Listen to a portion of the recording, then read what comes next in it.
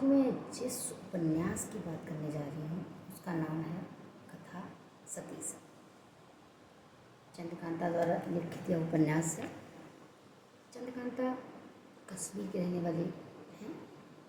इस कश्मीर की कथा जो उनके शब्दों में कही गई हो वास्तविक में यथार्थ कथा होगी।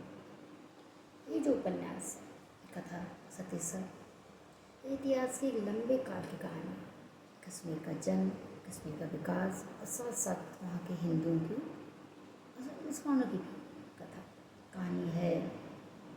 लली की कहानी है, कात्या की, कात्या के 3 पीढ़ियों की, उसके दाना और दादा के परिवार की, उसकी परिवार, उसकी पीढ़ी की कहानी, उसकी पीढ़ी के बाद की कथा।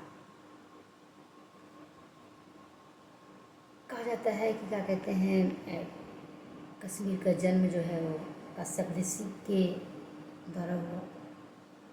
उसके उसी सतीसर जो जलाशय था वहाँ पे एक जलोद्भव नामक एक राक्षस उत्पन्न हुआ जो धीरे धीरे वहाँ के लोगों को खाने लगा और फिर उस जलोद्भव को नष्ट किया गया। हर युग में हर समय में ऐसे जलोद्भव उत्पन्न होते रहते हैं। वो कहानी उसी कथा की है। कहानी है लंबे इतिहास की, कश्मीर की। वो कश्मीर जिसे अफ़गानियों ने, पठानों ने, मुग़लों ने, सभी ने लूटा, हिंदुओं पर अत्याचार किए। उस कश्मीर को जिसे जैनुलाब्दीन जैसा एक अत्याचारी शासक भी मिला, जिसने हिंदुओं के इतना अत्याचार किया, इतनी हत्याएँ कराई कि हिंदू वहाँ से भाग गए। भट्ट जैसे बट मतलब कश्मीरी भाषा के शब्दों में कहते हैं पुजारी या पंडित। बट कश्मीर छोड़ के भाग गए क्योंकि वहाँ उनके अपने धर्म का पालन भी मुश्किल था। ऐसे में उसी सिकंदर सिकन जो राजा था जिसने हिंदुओं पर इतने अत्याचार किए, हिंदुओं के मंदिर तोड़े, मार्तंड वर्मा का जो बनाया हुआ मार्तंड मंदिर था उसको जलाया और जो नष्ट नहीं हुआ, कहते हैं कि महीनों तो जलता रहा फिर भी नष्ट नहीं हुआ।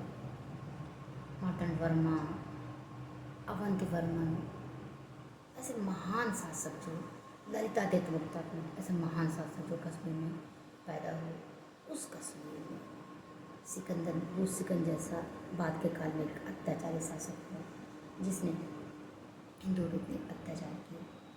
और उसी सिकंदर का उसका नाम ही बुद्ध सिकन पड़ गया, बुद्ध को तोड़ने वाला। आप सोच सकते हैं इतिहास में नाम ऐसा है।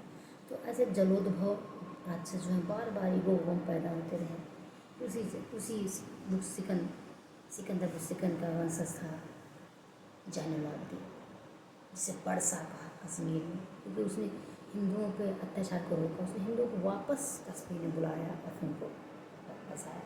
तो भट्टों को फिर से बसाने की कथा जो जैनुलाब्दीन ने की, उसकी कथा उस इतिहास से निकल कर आगे आती है। कथा आती है फिर उपन्यास पूरा लंबा इतिहास है। फिर कथा आती है, कथा में सब कुछ समेटा गया है। कहानी काव्या की है, कहानी कार्तिकेय की है, सोना की है, राज्ञा की है, लली की है, कात्या की माँ लली है, कृष्ण जी कौल हैं और जगन्नाथ हैं। सिर्फ 2 परिवारों की कथाओं को इतना लंबा खींचा गया। 2 परिवारों में इतने अत्याचारी कथाएँ हैं कि आप कल्पना कर सकते पूरे कश्मीर में कितने अत्याचार बटों पर, जिसे बट कहा जाता है, भट्टे यानी पंडितों के हुए। 1947 की आज़ादी और 1947 की आज़ादी में दुविधा में नेहरू सरकार कि भारत में उसका विलय करना है या नहीं करना है। और विलय वो हरि सिंह भारत में मिलना भी चाहते थे, पर नेहरू की शर्त थी कि जब तक शेख अब्दुल्ला उसमें सहमति नहीं देंगे तब तक वो भारत में उसका विलय नहीं करेंगे। अब शेख अब्दुल्ला कभी यूएन से बात कर रहे हैं, कभी अमेरिका जा रहे हैं और कभी पाकिस्तान से बात कर रहे हैं। वो क्या चाहते हैं क्या नहीं चाहते किसी को पता नहीं। ऐसे में 1947 में कबायली आक्रमण होता है। उस कबायली आक्रमण में वहाँ के लोगों पर जो अत्याचार किया था, महिलाओं पर बलात्कार, पुरुषों की हत्या, बालकों की हत्या, उसमें ये लली जो है, लली का की ननद है सोना, उसका पति मारा जाता है। सोना विधवा हो जाती है 2 बच्चों के साथ। किस तरह एक विधवा स्त्री का जीवन हो जाता है और किस तरह अपने जीवन एक विधवा स्त्री को बिताती है अकेली, किस तरह अपने बच्चों को लाना पड़ता। एक सोना की कथा है आपको प्रेरित कर देगी। ऐसे अनेक सोनाएँ आप उनके दर्द को सिर्फ सोना की कथा से समझ सकते हैं। तुलसी है जिस पे कबालिया आक्रमण करते हैं और उसका तो बलात्कार करते हैं,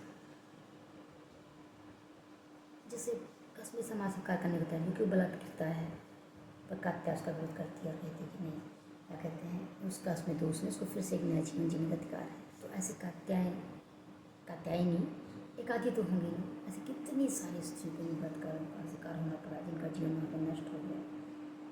तो इस कबाली आक्रमण जो अत्याचार हुए उसको कोई भी भूल नहीं सकता। ऐसे में शेख अब्दुल्ला ने उस समय जो कबालियों के आक्रमण से वहाँ के लोगों को, हिंदुओं की रक्षा की, इसके लिए पूरा कश्मीर समुदाय उनको बहुत महान सम्मान दिया। आज भी उनको उस बारे में आज भी कश्मीर समाज उनको अब सम्मान देता है।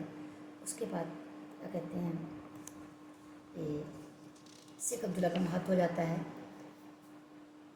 कश्मीर का भारत में विलय हो जाता है।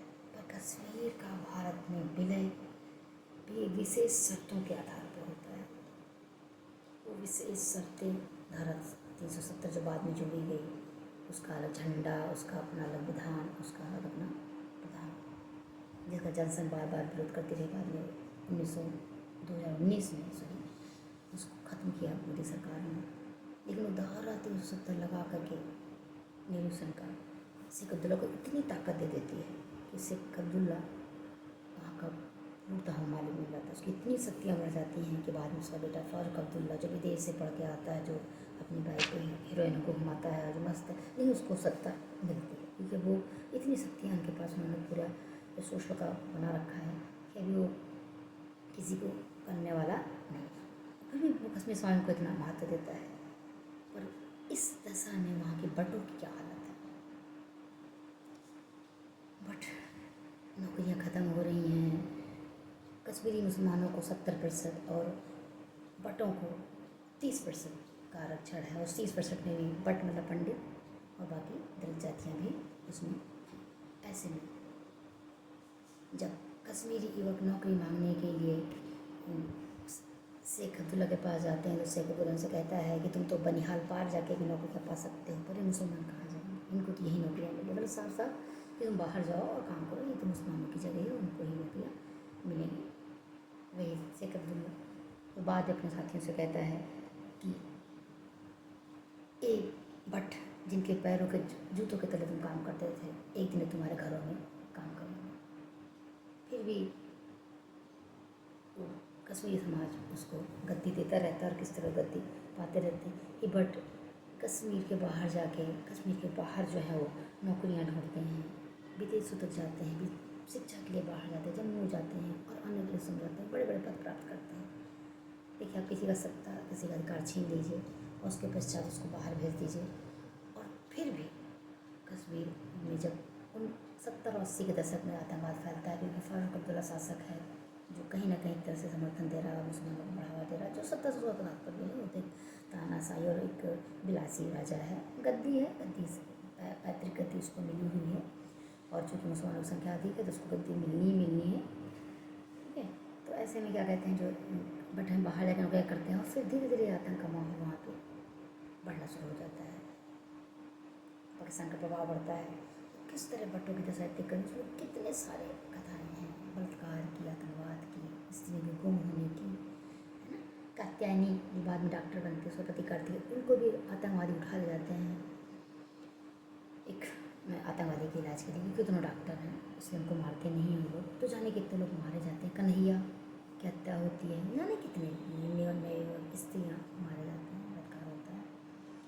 ऐसे में बटों की दशा है कि यहाँ तक सब्जी वाला भी एक, अगर बट स्त्री सब्जी लेती है और कहती है नहीं सब्जी में सब्जी चुनने लगती है, तो सब्जी वाला भी तरह जो पलट देता है और कहता है कि जा बटनी जा, तू कहीं और ले सब्जी, हम तो सब्जी ऐसे ही देंगे।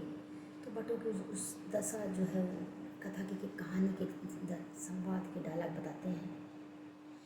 उस युग में भी बस कांग्रेसी नेता कर्ण सिंह कहते हैं कि जम्मू कश्मीर को स्वायत्त राज्य बना दिया जाए, लद्दाख को अलग कर दिया जाए, कश्मीर को अलग कर दिया जाए। मतलब ये आवाज़ कांग्रेस कांग्रेस पार्टी के किसी नेता के द्वारा उठे, लेकिन उसको सुनने वाला कोई नहीं था, क्योंकि किसी को कोई तात्पर्य नहीं था। वो लोग मानते थे कश्मीर तो अलग है और हम ये भारत से अलग का हिस्सा है। ऐसे में जो धीरे धीरे कश्मीर में 70 और 80 के मध्य का जो आतंकवाद फैलता है, और धीरे धीरे फिर वही दशा होने लगती है, हिंदुओं के अत्याचार, हिंदू स्त्रियों का अपहरण, नौकरियों पर कब्जा, उनको बाहर जाना पड़ना, कहते हैं कि पूरे परिवार के जो जितने रिश्तेदार हैं कहीं बाहर जाते हैं नौकरी करने, उसका भाई अन्य लोग बाहर जाते हैं नौकरी करने के लिए, भी जाके वहीं बस जाते हैं, क्योंकि वहाँ उनके रहना बहुत ही मुश्किल है। ऐसे में 80 के दशक में जब वहाँ पर राजपाल शासन थोप दिया जाता है, वहाँ पर ध्यान दिया जाता है कि अत्याचार आतंक इतना बढ़ जाता है कि सत्ता की सरकार के हाथ से ख़त्म हो जाती है, तो उसमें जगमोहन को भेजा जाता है, और तब पाकिस्तान कहता है कि जगमोहन को भावमोहन बना देंगे। जगमोहन जो कि हिंदू हैं, राजपाल शासन है, जगमोहन वहाँ पे, और जब जगमोहन ने देखी कि पुलिस भी मिली हुई है आतंकवादियों से, तो जगमोहन वहाँ पर स्थानीय पुलिस को हटा देकर वहाँ पर CRPF को मदद करते हैं हिंदू की रक्षा के लिए। तो जगमोहन को वहाँ से भगाने के लिए जब वहाँ पर विभिन्न आरोप लगाने की कोशिश जो वहाँ की सत्ताएँ करती हैं, वो बताती हैं किस तरह की वहाँ पर व्यवस्था थी।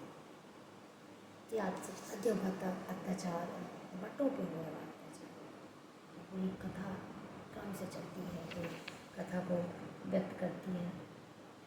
तो ये उपन्यास कांग्रेस नेताओं की दोगली नीतियाँ जवाहरलाल नेहरू से लेकर के वर्तमान तक, हमें वर्तमान की बात भी करें तो धारा 370 2019 में ख़त्म की गई। आज कश्मीर की जो दशा है, जो बटों से छीना गया, जो 1980 के दशक में हिंदुओं को वहाँ से भगाया गया,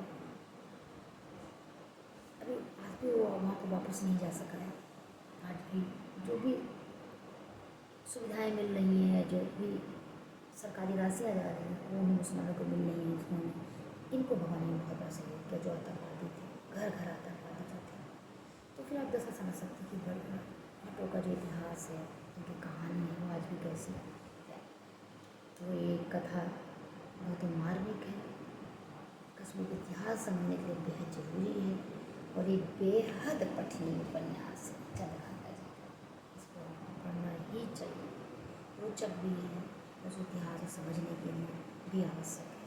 अगर आप इतिहास नहीं पढ़ सकते तो साहित्य के माध्यम से ही उस इतिहास को समझने की हमें कोशिश करनी चाहिए। ये जो शेख अब्दुल्ला, फारूक अब्दुल्ला, उमर अब्दुल्ला, महबूबा मुफ्ती, और क्या कहते हैं, इनके द्वारा लूट की गई वहाँ पे, इनके परिवारों को जो पालन किया गया और जनता को जो अत्याचार किया, विशेष रूप से पंडितों को बटों पर जो अत्याचार किया, उसकी पूरी कथा बताती है। ये समझना बेहद आवश्यक है कि वहाँ का मुस्लिम भी बंदूक उठाता है, तो उसको लगता है कि जो बट है उनके अधिकारों को छीन रहा है, बट उनके अधिकारों का छीन रहा सोच सकते हैं। ये होना क्या गलती है, अगर बट पढ़ा लिखा योग्य था तो नौकरी उसको तो मिल भी क्या नहीं है, 30% में उसको मिलनी थी, वो तो बाहर जा रहा था। लेकिन जो बाकी बच्चे नौकरी उसको नहीं, वो भी इनको पसंद नहीं था, क्योंकि ये बटों को मिलनी थी। तो योग्यता मतलब हर युग में शोषण उनका होगा, है ना। ये कथा बहुत ही पठनीय है, पठनीय उपन्यास है, और उसका